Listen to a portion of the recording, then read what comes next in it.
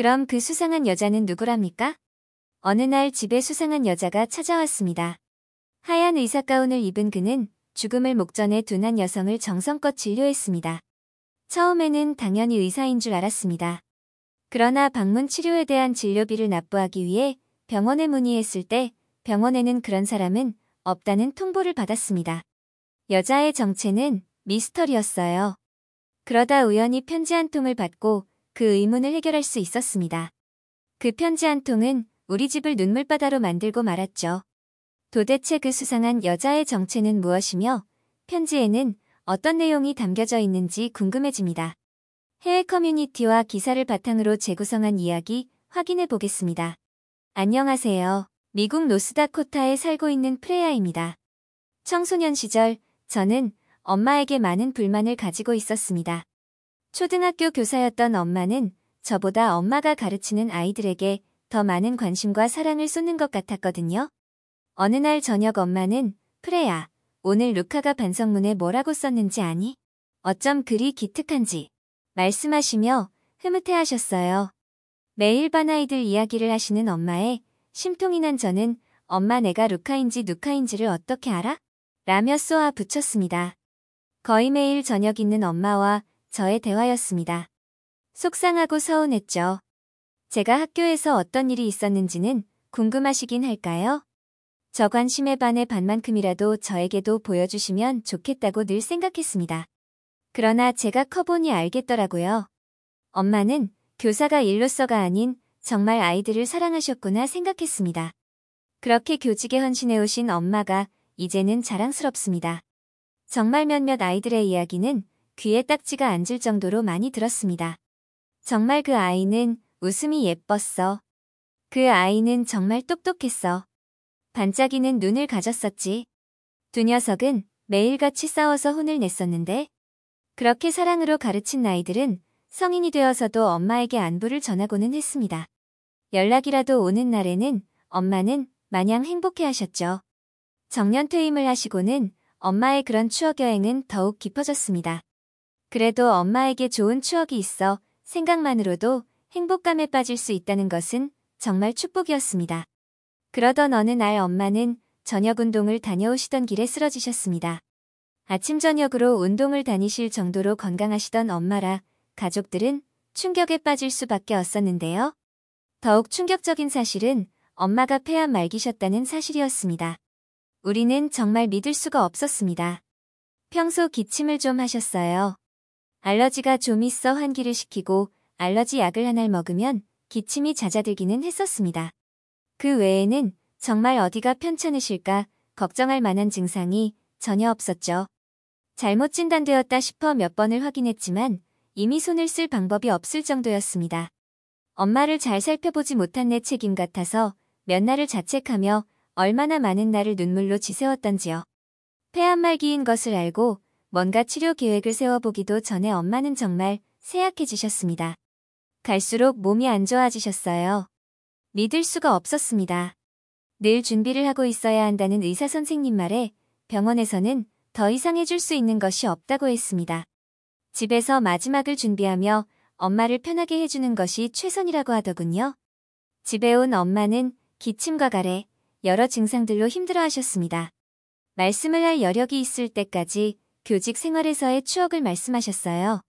이렇게 몸이 아픈데도 그때의 기억을 잡고 희망의 끈을 놓지 않는 모습에 슬펐지만 엄마의 인생이 감동스러웠습니다.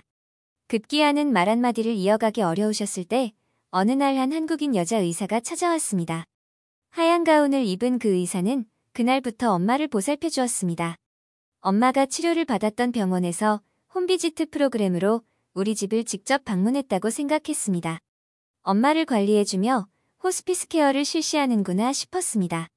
2, 3일에 한 번씩 방문하던 그 의사는 정말 정성껏 엄마를 보살펴 주셨어요. 엄마가 힘들어할 때 아무것도 해줄 수 없던 저 혼자보다 정말 안심이 되었습니다. 진작에 이런 케어를 해드렸어야 했나 싶었습니다. 엄마의 눈빛도 한결 편해 보이셨습니다. 이전보다 눈물이 많이 고인 채 그 의사를 바라보고는 하셨어요.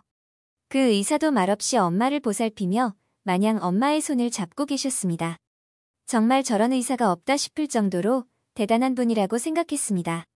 엄마의 가래를 직접 받아내기도 하고 더 이상 뱉어내기도 쉽지 않을 때는 호스를 연결해 입으로 직접 빼내기까지 하는 모습을 보고는 할 말을 잃을 정도였습니다. 딸인 나조차도 절대 시도해볼 수 없는 일이었으니까요. 그런데 의사라는 이유로 그런 불편한 일까지 한다니 너무나 미안했고 고마웠고 경이로웠습니다. 엄마는 말씀조차 할 수 없었지만 그 의사와 눈빛으로 통하는 듯 했습니다. 그러던 어느 날 그 여의사는 더 이상 올 수 없다는 말을 남기고 오지 않았습니다. 정말 너무 아쉬웠고 엄마도 상황을 파악하셨는지 베갯잇이 촉촉하게 젖을 정도로 한없이 눈물을 흘리셨습니다. 저는 그동안 케어 비용을 지불하고 다른 의사라도 교체를 하고 싶어 병원을 찾았을 때 정말 황당한 이야기를 들었습니다. 병원에서는 그런 시스템이 없다고 하셨어요. 분명히 파견 나온 의사일 거라고 그동안의 상황에 대해서 이야기를 했습니다. 더더욱 한국인 의사는 병원에 손가락을 꼽을 정도며 폐암 관련과의 근무를 하고 있지도 않다고 했습니다. 생각해보니 저는 이름조차 확인하지 않았었습니다. 정말 수상한 여자였어요. 자신의 신분도 밝히지 않은 채 남을 왜 그렇게 정성스럽게 도와주었는지 알 수 없었습니다. 엄마에게는 속상할까봐 말하지 않았습니다. 그렇게 그 수상한 여자에 대해서 의구심이 쌓여갈 때쯤 편지 한 통을 받았습니다. 편지 겉봉투에는 이소라라고 적혀 있었습니다. 그 이름을 보니 불현듯 스쳐 지나가는 엄마의 이야기가 떠올랐죠. 엄마는 가끔 소라가 보고 싶다고 이야기하셨습니다. 정말 야무지고 똑똑한 아이였다고 했습니다.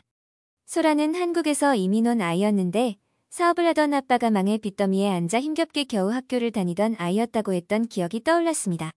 엄마가 참 이뻐하셨다고 했어요. 똑똑할 뿐 아니라 마음이 참 착했다고 했습니다. 자기도 힘들 텐데 반에 힘든 친구가 있으면 먼저 다가가는 아이였다고 했죠. 반듯한 아이, 따뜻한 아이라며 자주 말씀하셔서 저도 기억이 났습니다. 제가 어릴 때 소라 씨에게 질투를 했었던 그 감정마저도 떠올랐어요. 나중에는 소라의 엄마도 아파서 소라가 참 많이 힘들어했었는데 죽기 전에 꼭 한 번 소식이라도 듣고 싶다고 했었습니다. 그런데 이렇게 소식을 전해오다니 반가운 마음에 엄마에게 편지를 전해드렸습니다. 편지를 들어 읽어볼 여력조차 없으셨던 엄마는 또 마냥 눈물만 흘리셨습니다. 그런데 그 눈물이 슬픔이라기보다 기쁨의 눈물이었어요. 엄마의 눈은 어느 때보다 빛나고 있었고 환희에 차 있었습니다. 엄마에게 편지의 내용 한 글자 읽어드리다 저도 엄마와 같은 눈물을 흘렸습니다. 그리고는 그동안의 의문이 풀렸어요. 우리 집에 방문했던 그 의사는 편지를 보낸 이소라였습니다. 엄마가 보고 싶어 하던 그 똑똑한 아이가 그 의사였던 거죠. 엄마도 알고 있으셨던 거였어요. 그래서 서로 말은 하지 못하지만 눈빛으로 이야기했고 그가 더 이상 오지 못한다고 했을 때 한없이 눈물을 흘리셨던 이유였습니다. 편지의 첫 마디는 선생님 죄송합니다 였습니다. 조금 더 일찍 찾아뵙지 못한 것에 한없이 후회의 감정이 담겨 있었습니다. 소라 씨는 자신의 아픈 엄마를 보며 의사의 꿈을 키웠다고 했습니다. 우리 엄마는 그런 소라 씨를 항상 응원하고 지지해 주었다고 했습니다. 엄마는 소라 씨에게 마음으로만 지지해 주셨던 게 아니었습니다. 늘 제대로 먹지도 못하는 소라 씨에게 밥도 따로 사주고 학용품이며 옷가지 등도 지원을 해주셨다고 했습니다. 그거에 대한 감사 인사도 정말 구구절절 적혀 있었습니다. 저는 정말 편지를 통해서 처음 알게 된 사실이었죠. 그동안 엄마도 그런 이야기는 한 번도 안 하셨는데 정말 우리 엄마지만 존경스러운 마음이 들었습니다. 선생님 덕분에 의사가 될 수 있었습니다라는 대목에 그동안 말도 못하시던 엄마의 탄성 소리가 아주 작고 희미하게 흘러나왔어요. 그동안 없는 형편의 의사가 되겠다고 일과 학업을 병행하며 바쁘게 사느라 주위를 둘러볼 여유가 없었다고 했습니다. 그러나 늘 마음속에는 선생님이 해주셨던 많은 말들을 품고 그 응원을 바탕으로 버텨낼 수 있었다고 하더군요. 선생님은 늘 제게 소라는 좋은 의사가 될 거라고 이야기해 주셨습니다. 좋은 의사는 병만 잘 고치는 의사가 아니라고 하셨죠. 환자의 마음까지 헤아릴 줄 아는 의사가 진짜 좋은 의사라고 하셨습니다. 그는 엄마의 이 말을 늘 가슴속에 새기며 환자들을 진료했었다고 했습니다. 그 덕분에 근무하는 병원에서 상도 받고 많은 환자들이 믿고 따르는 의사가 되었다고 전했습니다. 정말 가슴 찡한 내용이었습니다. 말씀을 하시지는 못했지만 엄마도 굉장히 자랑스러워하는 모습이었습니다. 그는 한 템포 쉬어갈 겸 의료봉사를 가기로 했다고 하는데요. 떠나기 전 엄마에게 감사 인사를 전하고 싶어 엄마를 수소문했다고 합니다. 선생님이 아프다는 소식을 듣고 정말 많이 울었습니다. 의사가 된 후 일찍 찾아뵙고 안부를 전하며 살았더라면 선생님의 병을 저라도 일찍 발견할 수 있지 않았을까 후회를 했습니다. 편지를 읽으면서 그녀 또한 얼마나 충격이고 고통이었을지 그 마음이 느껴져 저도 너무 울컥했습니다. 의료봉사를 가는 일정 때문에 엄마를 더 살피지 못해 죄송한 마음도 한가득 담겨져 있었습니다. 그는 선생님을 생각하며 이곳에 힘든 사람들을 정성껏 돌보겠습니다라고 편지를 마무리 지었습니다. 정말 엄마의 바람대로 좋은 의사가 되어 있었습니다. 편지를 받은 며칠 후 엄마는 세상 누구보다 편안한 얼굴로 생을 마감하셨습니다. 엄마의 손에는 편지가 들려 있었습니다.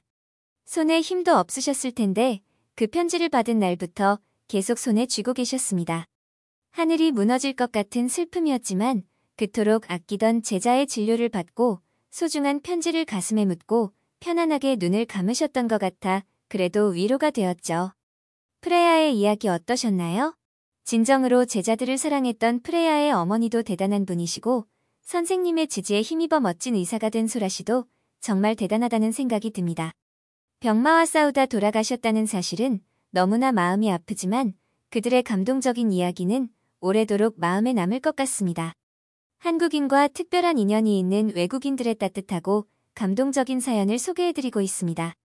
재미있는 사연 제보해주시면 감사하겠습니다. 별별이슈였습니다. 영상을 끝까지 시청해주셔서 감사합니다. 구독과 좋아요는 영상 제작에 큰 힘이 됩니다.